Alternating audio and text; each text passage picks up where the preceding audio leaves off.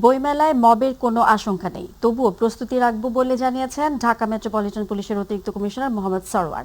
সকালে সোহরাওয়ার্দী উদ্যানে বইমেলা নিরাপত্তা উপলক্ষে এক সংবাদ সম্মেলনে মন্তব্য করেন তিনি সাংবাদিকদের জানান, বাংলা একাডেমি প্রাঙ্গণ সহ আশপাশের এলাকায় বাংলা একাডেমি এই বইমেলার আয়োজন করছে। প্রতিবারের মতো এবারও বইমেলাকে ঘিরে সার্বিক নিরাপত্তা পরিকল্পনা নেওয়া হয়েছে। মেলা প্রাঙ্গণে স্থাপিত পুলিশ কন্ট্রোল রুম থেকে 24 ঘন্টা নিরাপত্তা ব্যবস্থা সার্বক্ষণিক মনিটরিং করা হবে। রাতে কন্ট্রোল রুমের নিরাপত্তা ব্যবস্থা তদারকিতে থাকবেন। বইমেলা সার্বিক নিরাপত্তায় পর্যাপ্ত পুলিশ সদস্য নিয়োজিত থাকবে। ইউনিফর্ম পুলিশের পাশাপাশি সাদা পোশাকে পুলিশের বিশেষ টিম মোতায়েন থাকবে।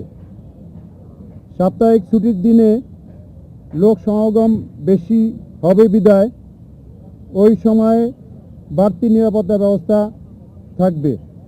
বইমেলা প্রাঙ্গণ কেন্দ্রিক ফুড পেট্রোল ব্যবস্থা এবং মুক্ত মঞ্চ কেন্দ্রিক বিশেষ নিরাপত্তা ব্যবস্থাও থাকবে।